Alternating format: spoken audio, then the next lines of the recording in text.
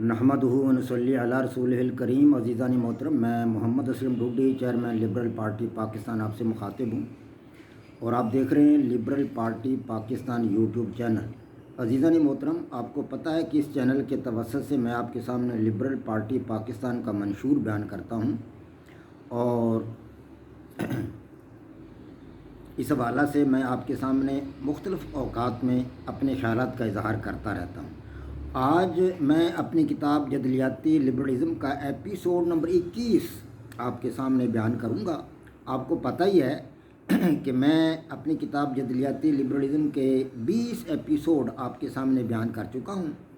گزشتہ دنوں میں نے ایپیسوڈ نمبر 20 میں آپ کو بتایا تھا کہ 17ویں صدی عیسوی میں مادی محققین نے کیا کیا کارنامے انجام دیے اور وہ کون کون سے لوگ تھے، مثلا Galileo Galilei, William Harvey, Johannes Kepler اور پھر سر آئزک نیوٹن جیسے لوگوں نے مادی تحقیق میں کارہائے نمایاں انجام دیے۔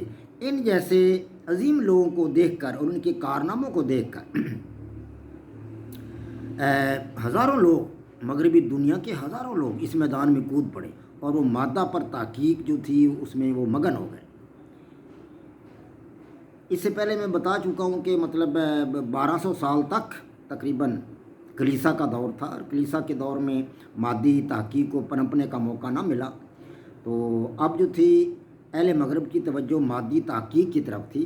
اب وہ مذہب کو صرف ایک اپنی ذاتی زندگی تک ہی محدود سمجھتے تھے اور مادہ پر تحقیق کو ایک الگ تھلگ شعبہ سمجھتے تھے۔ گویا کہ مادہ پر تحقیق اور مذہب دو الگ الگ شعبے ہو گئے تھے۔ اب مادہ کی تحقیق الگ چیز تھی اور مذہب ایک الگ چیز تھا، تو مادی تحقیق کی طرف بے شمار لوگوں نے دھیان دیا۔ 17ویں صدی کا سورج میں نے آپ کو بتایا تھا کہ غروب ہو چکا تھا جب ولیم ہاروے اور سر آئزک نیوٹن کی دنیا سے وہ چل بسے، جب دنیا سے جب کوچ کر گئے، وفات پا گئے سر آئزک نیوٹن اور ولیم ہاروے، تو یہ 17ویں صدی کا آخری حصہ تھا۔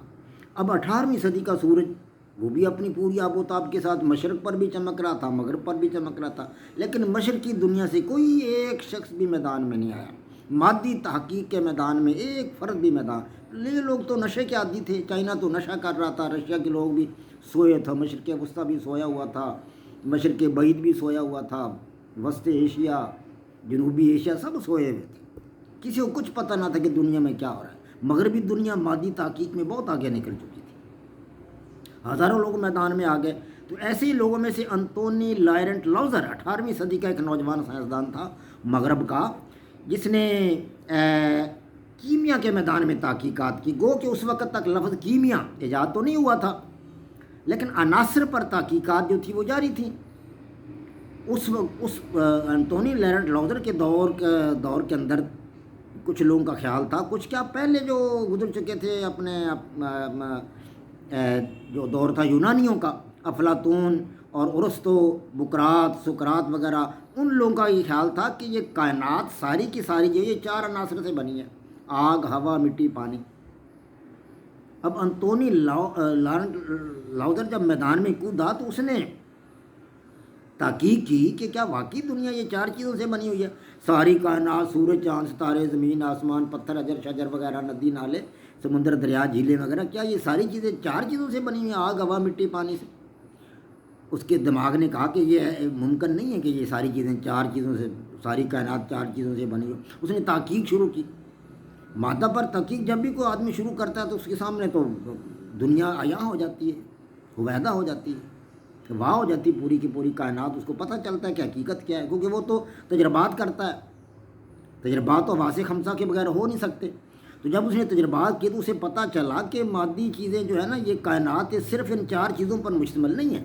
ان 4 چیزوں سے دنیا نہیں بنی، اور بھی بہت سارے عناصر ہیں جن سے کائنات مل کر بنی ہے۔ اس کے زمانہ میں یہ بھی لوگ خیال کرتے تھے کہ یہ جو آگ ہے، آگ جن چیزوں کو آگ پکڑتی ہے، جن چیزوں کو آگ لگتی ہے، مثال کے طور پر لکڑی ہے، تو لوگوں کا خیال تھا کہ لکڑی کے اندر کوئی آتش گیر مادہ ہے، کوئی آتشی عنصر ہے اس کے اندر کوئی، اسی طرح جو اور باقی چیزیں جو جلتی ہیں ان کے اندر بھی کوئی آتشی عنصر ہے۔ انتونی لارنٹ لاؤزر نے تجربات کے ذریعے یہ ثابت کیا کہ ان کے اندر کوئی آتشی عنصر نہیں ہے، یہ آکسیجن ہے جو ان کو جلاتی ہے۔ اگر آکسیجن نہ ہو تو یہ چیزیں نہیں جلیں گی، چولہے کے اندر بھی ہم دیکھ لیں کبھی تجربہ کر کے، تو بہت ساری لکڑیاں ڈال دیں، زیادہ گھسیٹ دیں لکڑیاں کہ نیچے سے ہوا نہ جائے تو آگ بجھ جائے گی. لکڑی کو تھوڑا سا اوپر کریں گے، نیچے سے ہوا داخل ہوگی، اندر نیچے جائے گی ہوا، اس کے اندر آکسیجن ہوگی تو لکڑی جلنے لگے گی. تو جلنے میں مدد، ہوا کے اندر جو موجود آکسیجن ہے وہ جلنے میں مدد دیتی ہے، اس سے چیزیں جلتی ہیں. جلنے والی چیزوں کے اندر کوئی آتشی عنصر موجود نہیں. یہ بات ہمیں پہلی دفعہ انتونی لارنٹ لاؤزر نے بتائی، اور اس نے یہ بات واضح کی کہ یہ جو ہے نا مطلب آگ ہوا مٹی پانی والا تصور یہ غلط ہے، یہ قدیم تصور ہے.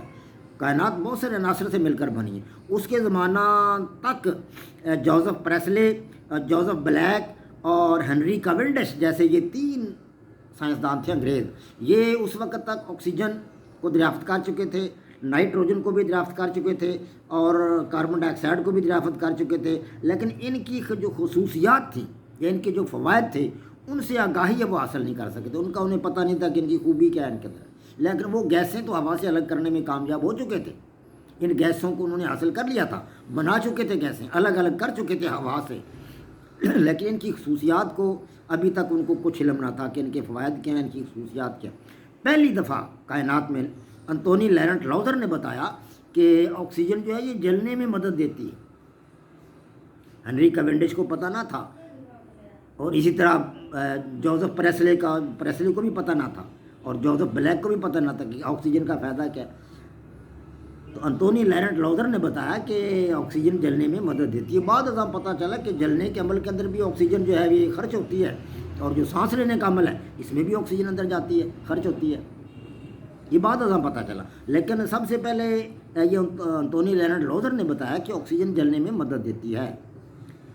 تو اس نے یہ بھی بعد ازاں اس نے یہ وعدہ کیا کہ ہوا جو ہے، جب اس نے ہوا پر تحقیق کی تو ہوا کا بھی اسے پتہ چلا کہ ہوا جو ہے یہ کوئی مرکب نہیں ہے، نہ یہ کوئی عنصر ہے، بلکہ یہ تو ایک امیزہ ہے. اس کے اندر نائٹروجن بھی ہے، اس کے اندر آکسیجن بھی ہے، اس کے اندر کاربن ڈائی آکسائڈ بھی ہے، تینوں گیسیں اس کے اندر موجود ہیں. جبکہ پہلے لوگوں کا خیال تھا کہ دنیا بنی ہوا سے، آگ سے، مٹی سے، پانی سے، 4 چیزوں سے دنیا بنی ہے، کائنات بنی ہے. لیکن اب اس نے ثابت کر دیا، انتونی لارنٹ لاؤزر نے تجربات کی مدد سے اس نے ثابت کیا کہ ہوا جو ہے یہ ایک امیزہ ہے. نائٹروجن، آکسیجن اور کاربن ڈائی آکسائڈ اس کے اندر موجود ہیں. یہ نہ مرکب ہے اور نہ ہی یہ عنصر ہے. اس کے بعد اس نے پانی پر تحقیق شروع کر دی انتونی لارنٹ لاؤزر نے. تو پانی پر اس نے محتاط تجربات کیے تو اسے پتہ چلا کہ پانی تو ایک مرکب ہے، یہ عنصر نہیں ہے. جب پہلے لوگ خیال کرتے تھے کہ کائنات تو بنی پانی، مٹی، ہوا، آگ ہوا سے، تو اس نے کہا کہ پانی تو مرکب ہے، پانی تو عنصر ہے ہی نہیں بھائی. پانی عنصر نہیں ہے، یہ ایک مرکب چیز ہے، اور یہ 2 چیزوں کا مرکب ہے، آکسیجن کا اور اس کا ہائیڈروجن کا. H2O 2 حصے ہائیڈروجن، حجم کے لحاظ سے ایک حصہ آکسیجن. یہ ہمیں سب سے پہلے ہمیں انتونی لارنٹ لاؤزر نے جو بتایا کہ یہ پانی جو یہ ایک مرکب ہے. اور اس نے اپنے محتاط تجربات کے بعد یہ بات ثابت کی پانی عنصر نہیں ہے بلکہ ایک مرکب ہے. اور ہوا کے بارے میں بھی اس نے وضاحت کر دی کہ ہوا جو ہے یہ بھی ایک امیزہ ہے، مرکب نہیں، نہ ہی یہ عنصر ہے. اسی طرح اس نے اپنی کتاب 1799 میں کیمیا کے عناصر شائع کروائی. یہ کتاب جب فیلڈ میں آئی، میدان میں آئی، تو ہزاروں لوگوں نے اس کا مطالعہ کیا. تو لوگوں کو پہلی دفعہ پتہ چلا کہ پانی جو ہے یہ ایک عنصر نہیں ہے، یہ تو ایک مرکب ہے. ہوا جو ہے یہ بھی ایک مطلب امیزہ ہے، نہ عنصر ہے نہ یہ مرکب ہے. اور آگ جو ہے یہ تو ایک عمل ہے، نہ یہ عنصر ہے نہ یہ مرکب ہے نہ یہ امیزہ ہے، یہ تو ایک عمل ہے. جب آکسیجن ہوگی تو آگ لگے گی، آکسیجن ہوگی نہیں تو آگ نہیں جلے گی. آکسیجن کی موجودگی میں آگ جلتی ہے، یعنی آکسیجن جلنے کے عمل میں مدد دیتی ہے. اور سانس لینے کے عمل میں بھی آکسیجن مدد دیتی ہے. سانس لیتے ہیں ہم تب بھی آکسیجن کو ہم اندر لے جاتے ہیں، کاربن ڈائی آکسائڈ کو باہر نکالتے ہیں.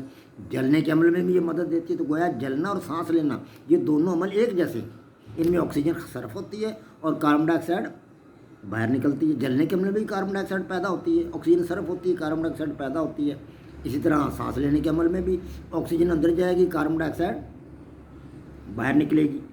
تو اس طرح انتونی لارنٹ لاؤزر نے بہت سارے عناصر دریافت کر لیے. پہلے دنیا یہ سمجھتی تھی کہ 4 چیزوں سے کائنات بنی، یہ 4 عناصر ہیں، یہ آگ، ہوا، مٹی، پانی. لیکن انتونی لارنٹ لاؤزر پہلا شخص تھا جس نے یہ بتایا کہ کائنات یہ 4 عناصر نہیں ہیں، یہ چاروں چیزیں عناصر نہیں ہیں، کوئی عنصر ہے، کوئی مرکب ہے، کوئی امیزہ ہے ان میں. تو اس نے بتایا کہ اور بھی بہت سارے عناصر ہیں. اس نے عناصر کا ایک مجموعہ تیار کیا، بہت سارے عناصر کی ایک فہرست بنائی، اور اس نے مختلف عناصر کے باہم ملاپ کرنے، یعنی ان کے کیمیائی ریئیکشن کا جائزہ لیا. اور اس نے یہ بتایا کہ کیمیائی ریئیکشن میں جو چیزیں باہم عمل کرتی ہیں، ریئیکٹ کرتی ہیں، ان کا وزن اگر کیا جائے تو یہ وزن اس وزن کے برابر ہوگا جو بعد میں چیزیں بنتی ہیں، جو ریئیکٹنٹس ہوتے ہیں، یعنی جو چیزیں بن جاتی ہیں کیمیائی عمل کے ملاپ سے۔ دو عناصر ملاپ کریں گے تو دونوں عناصر کا وزن کیا جائے اور پھر بننے والی نئی چیز کا وزن کیا جائے، مثال کے طور پر آکسیجن اور ہائیڈروجن مناسب مقدار میں آپ لیں اور ان کو پانی میں تبدیل کریں تو پانی کا وزن اتنا ہی ہوگا جتنا آکسیجن اور ہائیڈروجن کا وزن ہوگا۔ یا مثال کے طور پر لکڑی کو جلاتے ہیں ہم، لکڑی کو جلائیں تو لکڑی کا وزن پہلے کر لیں، اس کے بعد آپ لکڑی کا تو جو دھواں نکل رہا ہے اس کو بھی باہر نہ جانے دیں، جو کاربن ڈائی آکسائڈ پیدا ہو رہی ہے اس کو بھی باہر نہ جانے دیں، کاربن مانو آکسائڈ کو بھی باہر نہ جانے دیں، اور راکھ جو بن گئی اس کو بھی وزن کر لیں۔ تو کاربن مانو آکسائڈ، کاربن ڈائی آکسائڈ اور راکھ، ان سب کا وزن کرو گے تو وہ لکڑی کے وزن کے برابر ہوگا۔ یہ محتاط تجربات سے اس نے ثابت کیا، انتونی لارنٹ لاؤزر نے۔ اس سے پہلی دفعہ کائنات میں سب سے پہلی دفعہ یہ بات ثابت ہوئی کہ مادہ فنا نہیں ہوتا، کسی بھی کیمیائی عمل کے دوران مادہ فنا نہیں ہوتا۔ عمل کرنے والی چیزیں جب ایک نئی چیز بناتی ہیں تو نئی چیز جو بنتی ہے اس کا وزن ان عمل کرنے والی چیزوں کے وزن کے بالکل برابر ہوتا ہے، ذرہ برابر بھی فرق نہیں ہوتا۔ اسے قانون بقائے مادہ کا نام دیا گیا، لیکن یہ سب سے پہلے ہمیں انتونی لارنٹ لاؤزر نے بتایا قانون بقائے مادہ۔ اس وقت تک یہ لفظ ایجاد تو نہیں ہوا تھا قانون بقائے مادہ، تاہم اس حقیقت سے دنیا آگاہ ہو چکی تھی کہ مادہ فنا نہیں ہوتا، وہ اپنی شکل بدل لیتا ہے، شکل تبدیل کر سکتا ہے لیکن فنا نہیں ہوتا۔ پانی برف بن جائے گا، برف پانی بن جائے گی، تو اس طرح اپنی شکل کو تبدیل کر لے گا وہ۔ اس طرح پانی کو گرم کریں گے تو بھاپ بن جائے گا، ہوا میں تبدیل ہو جائے گا، بھاپ بن جائے گا، وہ شکل تبدیل کر لے گا مادہ، لیکن مادہ فنا نہیں ہوگا۔ جو چیزیں عمل کرتی ہیں ان کا وزن کیا جائے تو بننے والی چیز کے وزن کے ان کا وزن برابر ہوگا۔ تو یہ تھا قانون بقائے مادہ، جسے انتونی لارنٹ لاؤزر نے سب سے پہلے ہمیں بتایا، اور بعد ازاں اسے قانون بقائے مادہ کی شکل دی گئی۔ مختلف محتاط تجربات کیے گئے بعد ازاں۔ یہ تو 18ویں صدی کے دور کی بات کر رہا ہوں میں، جب 19ویں صدی آئی تو بہت سارے سائنسدان جو کیمیا کے میدان میں نئے آئے انہوں نے محتاط تجربات کیے۔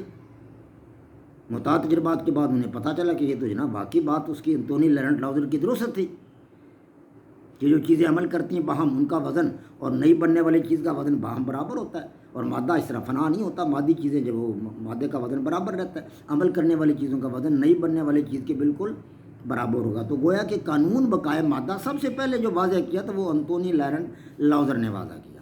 انتونی لارنٹ لاؤزر 1794 میں انتقال کر گئے، یعنی یہ 18ویں صدی کا آخری یہ سال تھے 1794 میں۔ تو انتونی لارنٹ لاؤزر کے ساتھ اور بھی بہت سارے سائنسدان اس صدی میں آئے، 18ویں صدی میں۔